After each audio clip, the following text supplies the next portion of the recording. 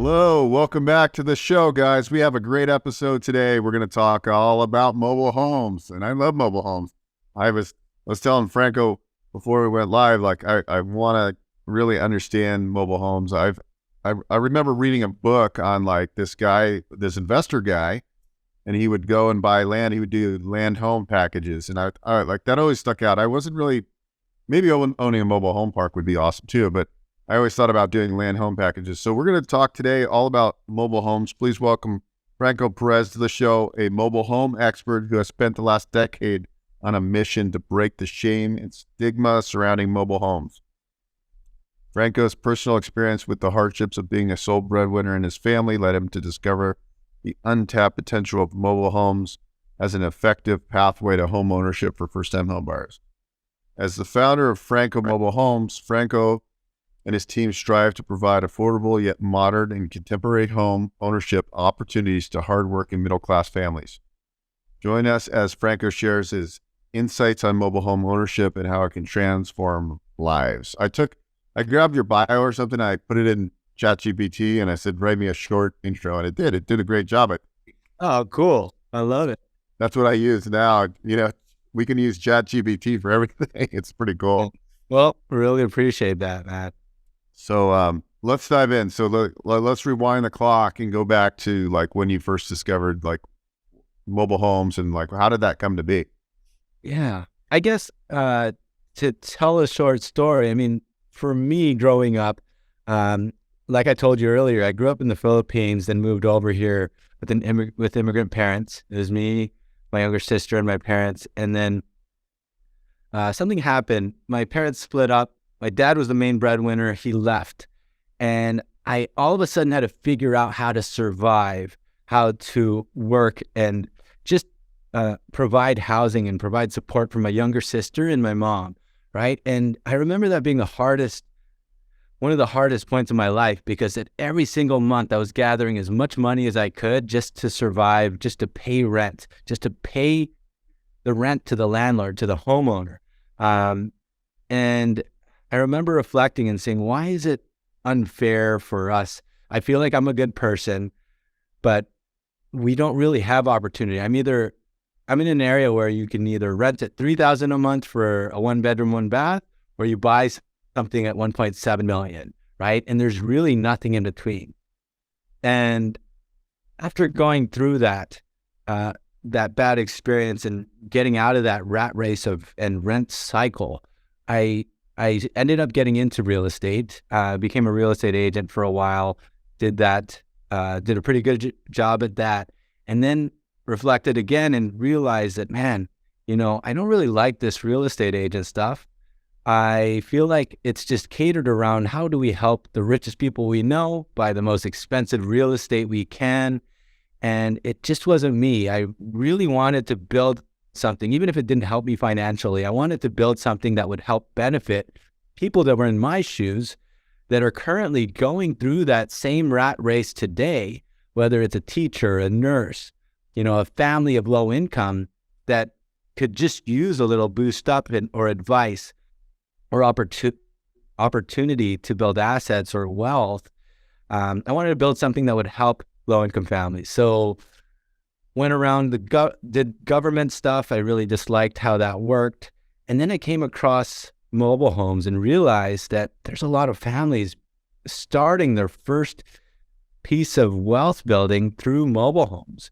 These mobile homes are surprisingly, there's a lot of bad myths around it, but they're in really good areas. It allows for people to live in great areas with great schools, with great job opportunities, while not paying so much on rent and while also paying a mortgage towards a home that they own, right? So took it upon my mission to specialize in that because a lot of agents were very against working with mobile homes and misunderstood it. And then also we helped a lot of families get into that first step of ownership through that. After that, we then worked on converting.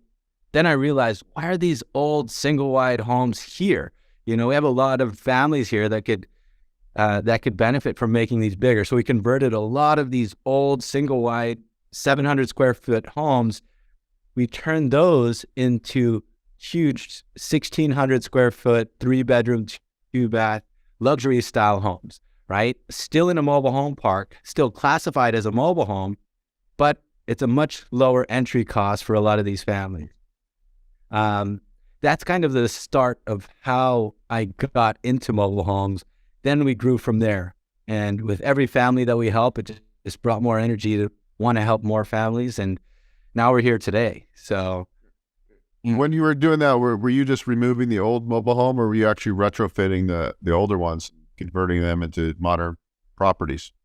It's first starting, it was actually the remodel style. So it was fixing up the old one to look a little nicer. Then I came to realize that it's actually a lot better to convert the 1970s ones, completely remove it, and then put a whole new one in. And so over the years, you've probably figured out which manufacturers are the best to buy from and so forth. Like, how do you go about, like, let's just say I had a property, a vacant parcel, and it would be a great location to put a mobile home on it. Yeah. How do I go about, like, making sure that I'm getting a good deal, that I'm buying one that's going to last? And then there's also something to be said, if you're doing it on, you could affix it to the property and it become real property as opposed to just a mobile home. Correct? Mm-hmm. Correct. So with a lot of what we do is it's very focused inside these parks, and we work with park owners a lot. But there's a lot of opportunity, like you mentioned, for these land home developers, right? So if you buy a property of land, and you can, because you're able to get these homes at a much lower cost than traditional site built homes, right? Because labor's tough right now. It's hard to get contractors out to a site. There's a lot of issues with, like, controlling the environment of weather, timing, permits, that sort of thing. Now, to answer your question, it's different in every state. It's different in every county and how they regulate it. So depending on the quality that you want, that's also a big element as well. But the main thing with converting land and putting a few mobile homes on there to sell, you can do that. It's just you are going to go through a lot of permitting processes through the city and the county to get through to that as well.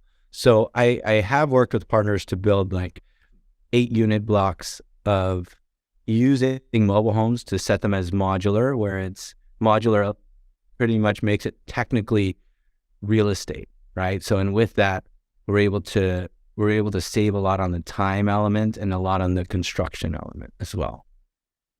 Yeah, are they coming out with like more, with all these like tiny homes and stuff? I'm seeing a lot of like the manufactured home dealers now, they're doing like prefabbed tiny homes as ADUs. I think that's probably pretty big in California as well. Have you played in that space at all? It is getting big. We've done a few. We've only really done about like maybe 6 EU units.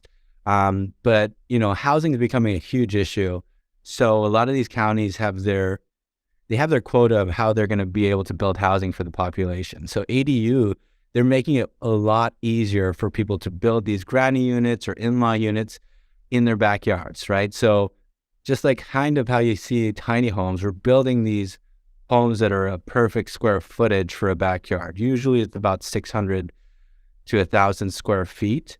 And we can basically just build this out of a factory and pop it on a piece into your backyard. And if the permitting in that city is easy, then you essentially have a unit that you can put into your backyard and also have a renter out there for your cash flow. There's different financing options to do this as well. And in many cases, you'll have a positive cash flow. Plus, you've appreciated the value of your home as well, right? Yeah, no, I think that's really smart. I'm seeing a lot of that from the ADU. People are looking on, and they put a junior ADU. I mean, really, affordability is an issue. And also from an investment standpoint, there's a lot of investors that say, well, instead of me having to own X amount of doors, I could just buy less doors and add secondary units to these properties, whether it's a junior ADU or you're doing a detached, modular or manufactured type of build behind. So I think this is huge. I started going online and looking at different, they're popping up everywhere, all these tiny homes, and modular manufacturers. It's just really hard to figure out Pulling up. Yeah. where the best sources to look for these. Are you consulting people with different? So how does your business work? Are you helping, like it sounds like you're getting involved with different people that need your kind of expertise in the mobile home kind of manufactured space, and then you're consulting on like these larger scale mobile home parks? Exactly. I mean, generally our business is really focused around anything mobile homes. Like you mentioned earlier about the doors and that sort of thing. We do help flippers that are buying properties that maybe don't have enough profit if they were to do a regular flip. But if we can help add an element of adding an ADU onto that unit, then they're all of a sudden able to hit that ROI that they need to hit to make this project work. So that is something that we do help with as well. But our real main focus is around mobile homes and mobile home parks, right? So we help these park owners with, 400 units or whatever it is, replace a lot of their old units with new ones, which in the end will allow for better tenants, and it'll also allow for a raise in value of the overall look of the park, because you have new manufactured homes that look very pretty that are in that community, right? And then on the other end, we also work directly with consumers. So these mobile homeowners that live in these parks, they have an old unit, they want to replace their old one with a new one, then we're helping that person as well raise the value of their home as well. What do they usually do with these older homes? Is there like a place that refurbishes these, or where do they go? Do they go to the mobile park heaven, or what happens to them? Oh, I love that. I've never heard that before, but we've dabbled a little bit in almost everything. The truth of it is there's not a lot of usage for these old 1970s homes. So sometimes I'll have farmers that'll pick it up and take it. If they take it for free, it's even a better case for us, because what ends up happening is we end up having to demolish it, which costs us like $6-7 just to do that. But there are other things that we've been exploring, is like delivering these out to Mexico. We've tested that as well, where they end up being able to reuse it, and that sort of thing. But again, every market's a little bit different. Cities are making it harder to allow these older mobile homes to be useful in those areas, but the newer ones coming in, they're very friendly to bringing these manufactured homes in. I've watched a lot of like YouTube videos where like moving old mobile homes, and that's a big component, is moving these things is you need the right delivery companies that understand how to move them and without damaging them, right? That's a big component of. Absolutely. There's a lot of different elements to replacing these mobile homes, right? That's why on our YouTube channel, you'll see us breaking these apart. Even the old ones, we'll have to separate it and take it to the dump, and then we'll deliver these two units in. And then there's going to be a marriage line, and we show on our videos exactly how we bolt them together and seal them up, complete the drywall, so you can never even tell that it was in two pieces. That's one of the things that one of our big problems is fighting those mobile home stigmas and myths. And that's why we pumped a lot of stuff on YouTube to showcase how beautiful these can look and that sort of thing too. And the quality of construction one too. So look, hypothetically, I'm here in Las Vegas. Let's say I've been actually looking to upgrade my house, and I find I'm looking for a bigger piece of property with the plan on putting like an ADU unit, which could be used when my wife's family's from Mexico. They come to visit. I have a bigger property, or I could rent it out to a traveling nurse, or whatever I want to do. So, but really, what I'd want to do then is really find out like the ADU rules. And then, hey, you can do up to 1,200 square feet, and your zoning's fine. Now I go and find the right plan set or right mobile home or manufactured home, and then it's really just hooking up utilities and then getting the property delivered.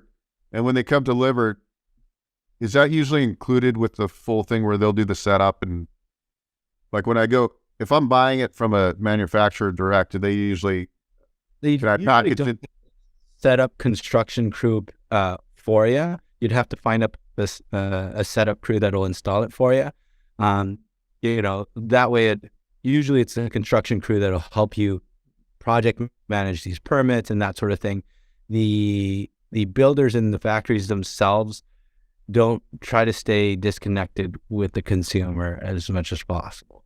But, it's a problem that can be solved. But, you would typically want to have a GC that's worked with manufactured homes or mobile homes that will be able to handle those logistics, the extension of your utilities, the pit foundation that's required.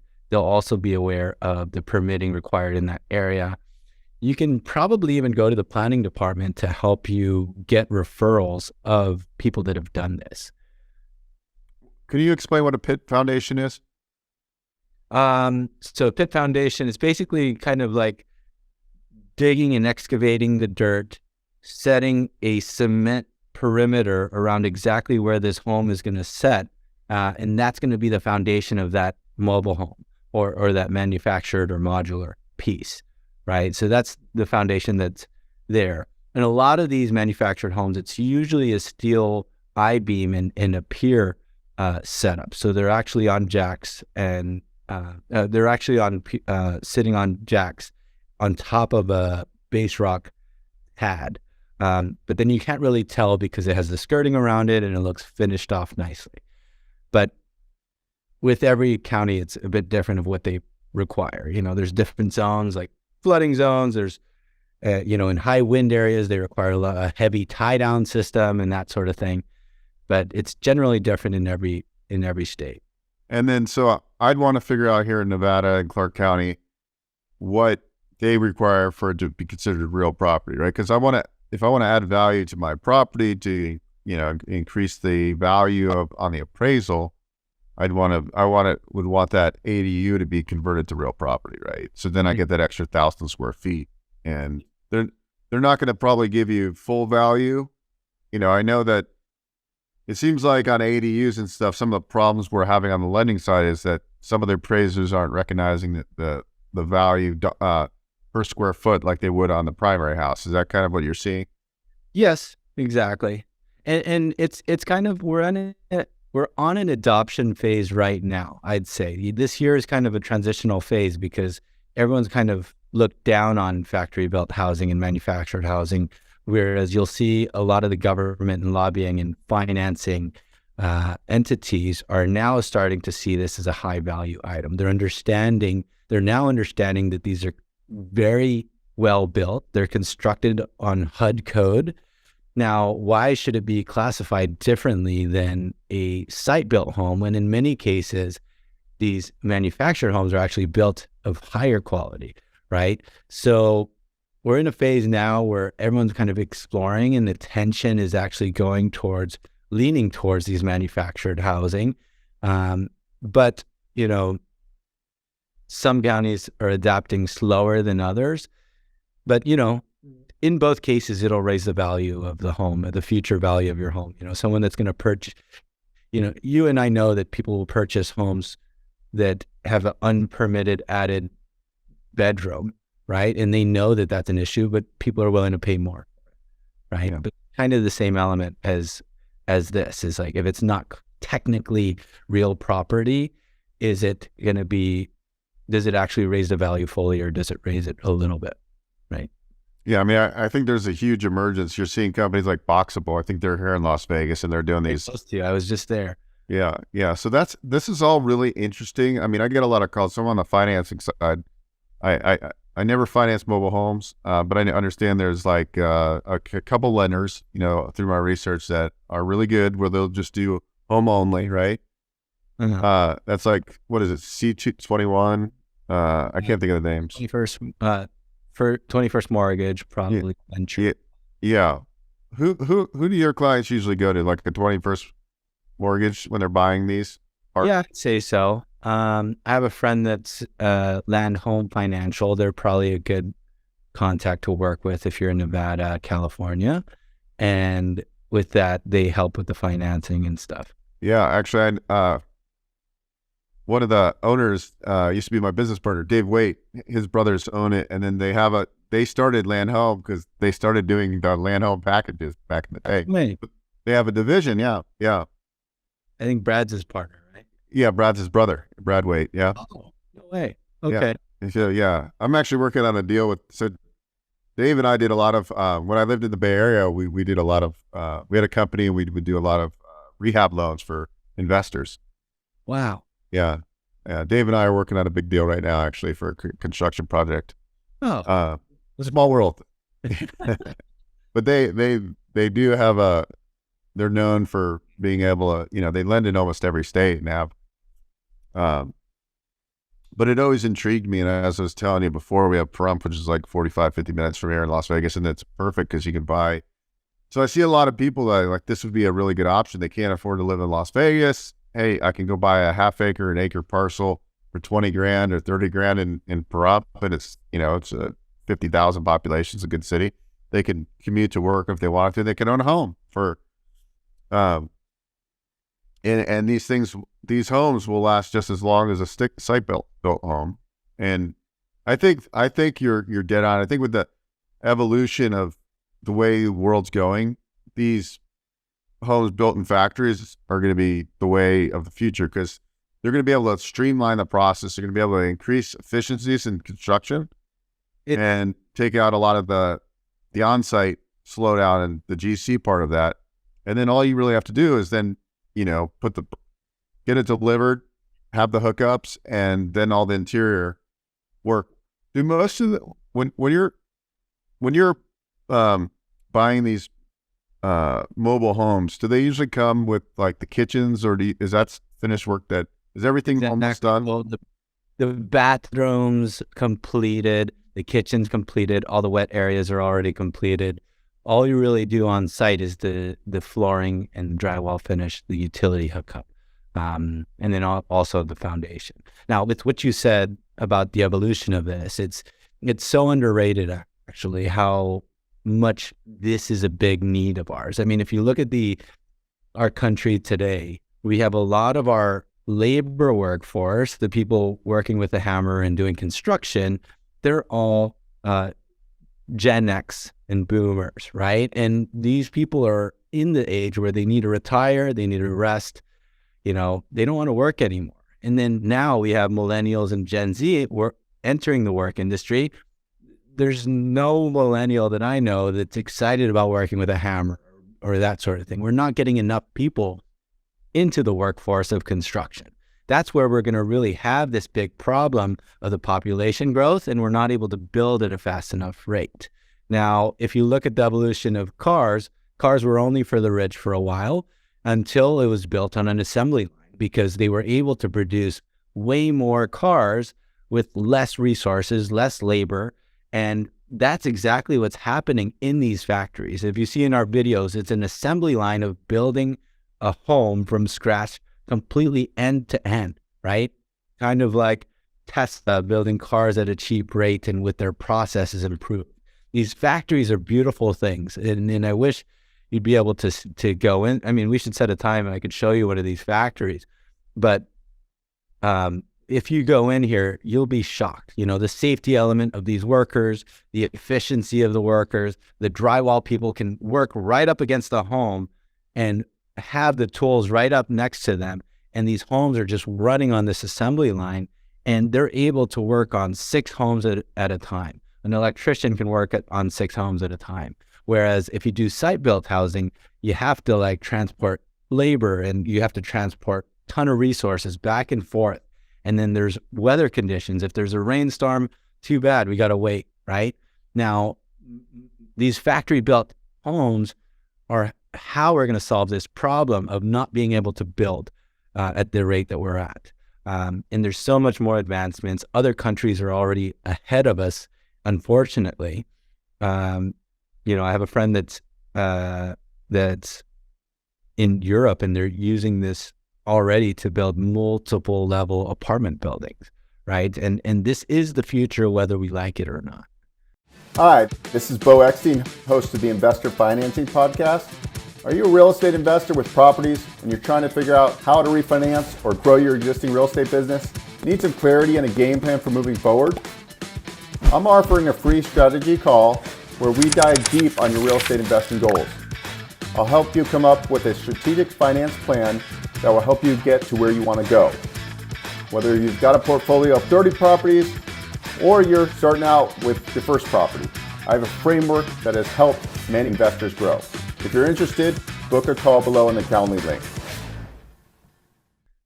Is there opportunities for, let's say, a real estate agent, or it could be anybody, where they have agreements with different manufacturers and kind of act as a consultant, maybe not as a real estate agent, but as a consultant with the consumer, and help them find and navigate and get the right purchase the home and get a fee for that?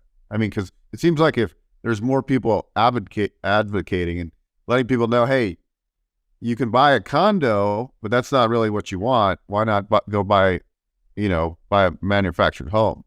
And you can live in a park, right? And these parks are now well cared for, and the stigma is going away. Or two, you can buy a parcel of land and move it on there. Is it because it seems like if I was interested and I wanted to go buy a mobile home or manufactured home, I go to like a dealer and I'm only seeing what they, whether it's Champion or whatever line, right? Where is there an industry of people that actually consult and get fees for like helping these people do all this stuff? Is that essentially what you're doing? That's exactly like a niche. Yeah, I love that you said that, because that's exactly actually what we're doing in SoCal or like LA County area. We have agents that actually understand this space, and then we help them. We basically have a business partnership where we help, they have the consumer, investor or so that wants to convert this land and use our homes to be able to build that. We do have a referral system kind of in that way. Just exactly. I love that we're on the same page and that you've thought of that, because I thought it was unique. I thought of that.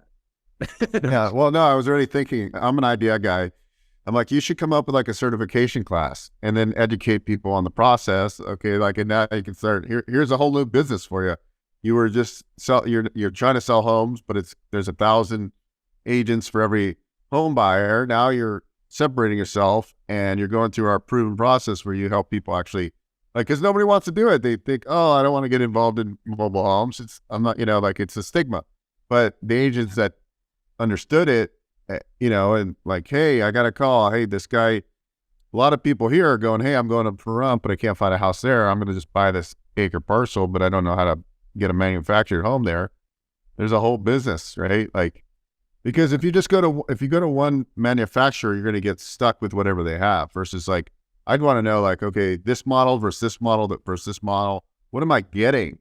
Where's the best value, right? And a lot of people getting into, it's kind of like real estate development and that sort of thing. You don't know what you don't know. You don't know the problems that you can come across, right?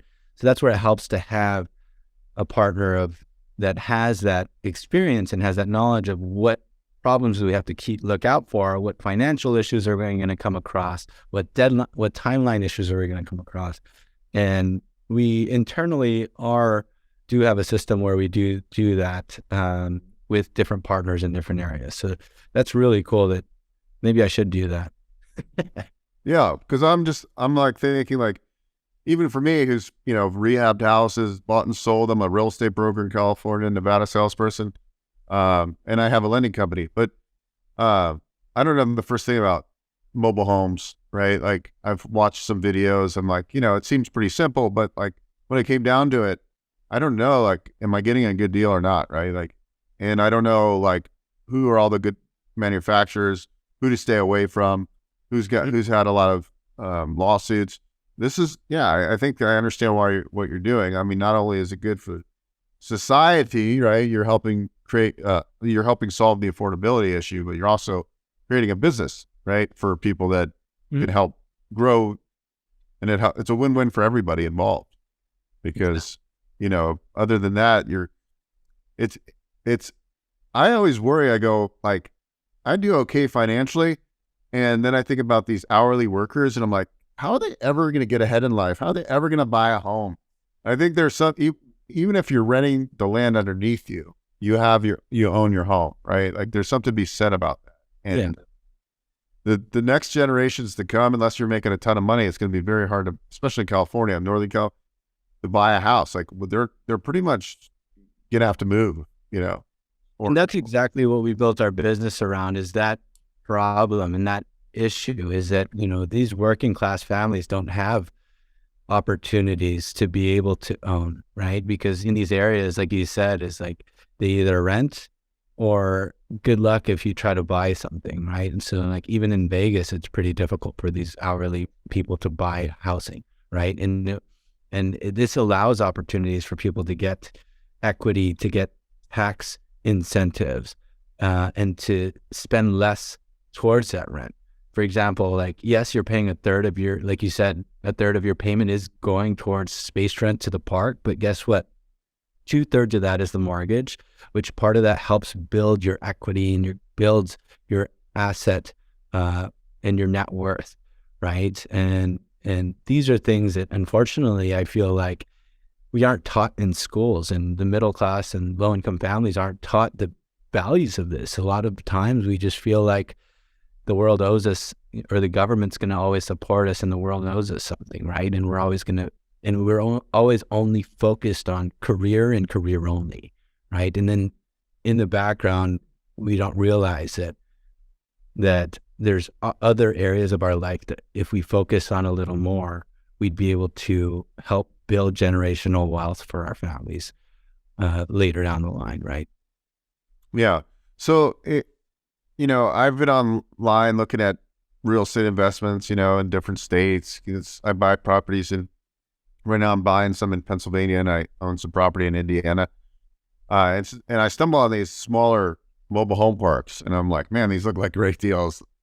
From a financing standpoint, it's usually better when the park owner doesn't own the coaches, or they call them coaches, or the mobile homes, right? Like, but if I'm buying a small park, and let's say, there's 10 pads and 5 of them are park owned, I could turn around the dynamics of this park by starting to like update the neighborhood, right? Like now I'm starting to slowly, I'm sorry, I'm thinking always from an investor standpoint, not from a societal standpoint. Like I'm always thinking about, which is okay because we're solving problems, but from an investment standpoint, I could go in and then I put a new home on, and then, that's starting to drive up the rents, right? And then I'm getting people that want to like fill those vacant pads because they're like, oh, my neighbor's house is beautiful. It's now not a slum project, right? Like so we're doing good for everybody, not only from the investment standpoint, but like nobody wants to live next to an eyesore, right? Like totally. And you understand it completely correctly is, every investment, is different based on the investor, based on their financing opportunities, and based on that location too. You could buy a mobile home park that seems like a great deal, but are there going to be people that are capable of purchasing in that area? That's something we have to analyze. And then you also have to analyze what are the alternative housing options for the population in that area too, right? Are rents very low? Then maybe that's not an area where purchasing a park makes sense, right? And this is all part of what we do when I work with these park owners that are contemplating buying these parks and that sort of thing too. We have to understand a lot of different elements, and outside of doing a full park inspection and of the utilities and that sort of thing, you have to understand the economics of that area too, right? Where are these people of the population getting their jobs, and what are their alternative housing is something that's always sometimes overlooked. And then to your topic on owning them versus allowing the residents to own it, we're seeing a big shift of people wanting their residents to own it because it actually ends up being a better, like you said, it looks better financially as well. And on top of that, you see this sense of pride of ownership from your tenants, right? You see less delinquencies. These tenants are actually beautifying their parks because they have pride of ownership. And then also, you don't have to deal with fixing a toilet or a plumbing issue or a roof issue. That's no longer your problem. All you're maintaining is the park itself, and the residents, because they're invested in their home as well, they're the ones that are taking care of those plumbing issues, these small water leaks or a roof issue and that sort of thing, which ends up allowing it to be much easier. You don't need to have a full-time person taking care of that, right? But that's what we're seeing. But, every location, every investment in a park is going to be different. There are some where you have to create rent-to-own opportunities to get that level to be able to build comps in a park as well. Okay, that's kind of where I was going with my question. I was biting my tongue. What I was going to say is there opportunities where you can get a deal on a mobile home, move it on, and then there's upside potential. I mean, obviously there's the rent to own, which then you're bringing in better comps. That makes a lot of sense. But are people just sometimes bringing them on because they get them wholesale and then flipping those to an end buyer, almost like flipping a house, but really just or are they really most of the time doing this to value add the park in general, meaning they're just bringing on a nicer pad. They're bringing on this $250,000 brand new manufactured home because that's going to, and then they're doing rent to own because that's going to then like bring more value and more income potential because you're basically taking a C property to a B property or whatever. Exactly the latter. The last thing that you said is to value add the property, right? And you can't always do that right away. You can't always just expect a new home to go for $250K, right? And that's where you have to create. There's several. We can go deep into it, but I feel like to put it simply is there's different creative ways to help renters be able to afford housing, whether it's supporting them with financing or like the rent to own option. And then, it's kind of, there's different strategies in every park. I've had park owners that put these homes and make a negative profit on the home itself, but because they get a positive upside of the development of their park, right? So you have to look at both sides. And then like you having one nice home then allows the neighbors to feel like, hey, now that I can kind of see what this looks like, if I chose to upgrade mine, then maybe I could have a home like that, right? And there's a lot that goes on in these parks. Yeah, I never even thought about this, but it's just like when I'm flipping a house, like, okay, I'm looking at the neighborhood. What level of finishes are we going to do to this house when we're renovating? Are we doing high end? Are we doing, is it an affordable home or is it a luxury home? It's the same thing, really. You're figuring out like, okay, like we got to slowly, incrementally raise the value and raise the what the neighborhood looks like. And then, I mean, at the end of the day, it's similar, really. It's gentrification, right? Like if this park has a stigma of being like, trashy, it's not going to really, if you keep that route, it's never going to evolve and never become a place where people want to live and they'll pay $50 more per pet. So this is all thought, and I never thought about it until I had you on the show. And it's interesting, really, how you could just change the dynamics. And if you're talking about a park that has 200 or 300 pads, by doing these incremental changes, you can increase the value by millions of dollars on the upside. Exactly. For the park owner, and giving people a much better environment to live in. Mm-hmm. Because one thing, there's always a lot of bad side to feel about these developers, or whether it's a park owner or flippers, but I think one thing that people forget is that we're providing a value to the city. We're providing better housing, which it's a very difficult thing to do, and we're providing housing that will allow for these people to live, and we're providing housing for these people to start that ownership. So there's, that's one thing that is always often overlooked.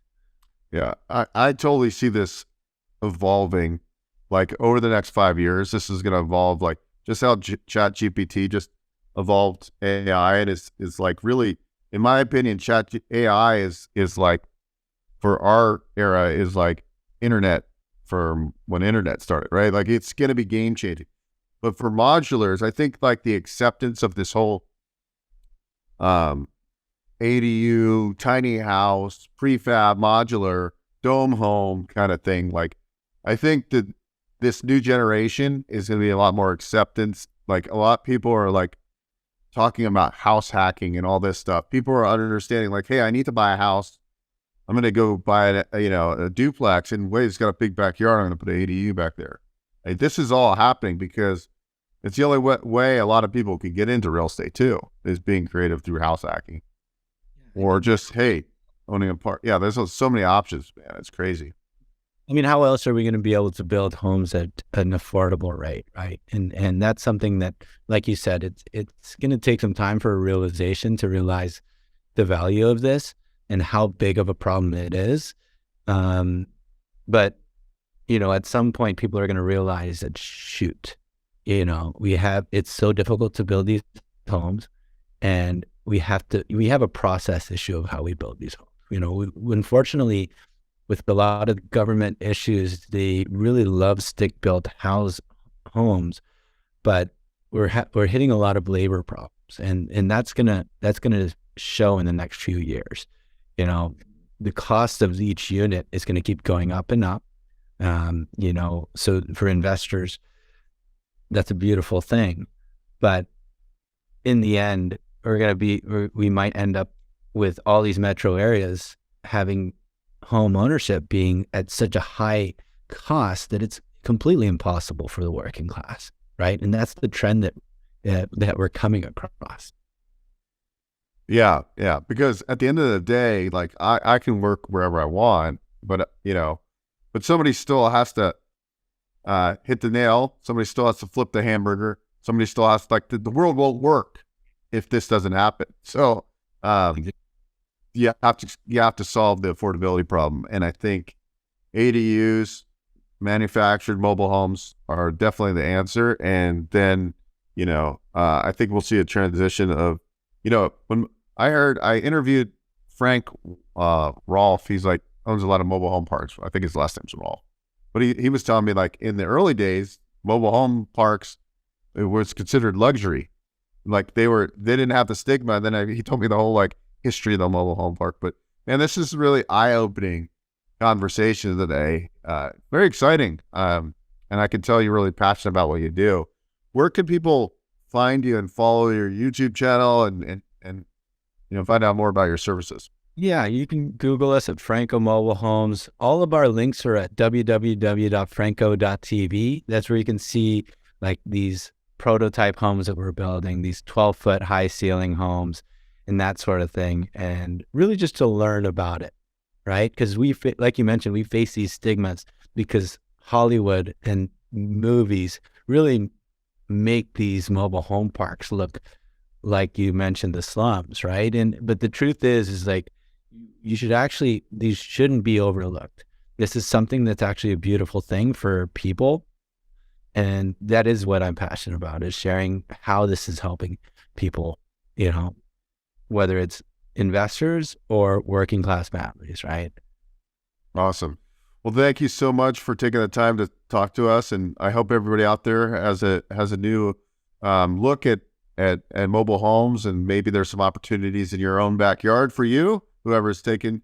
And, there's probably I know there's a lot of literature. There's people who've made, as investors, have made millions and millions of dollars. Actually, a lot of really wealthy individuals, I think like Warren Buffett, for example, owns a manufactured home company. I mean, like, there's a reason for it because there's such a demand for it. And so anyways, whether you're a homeowner or a future homeowner or an investor, I think this episode had a lot of nuggets in it. So thank you so much, Franco, for your time. Thanks for having me. Appreciate it. Hey guys, Beau Eckstein here. If you enjoyed what you saw, please subscribe to this channel. We talk all things financing. I've been in the lending industry for over 20 years, and I'm happy to answer your questions and provide great content.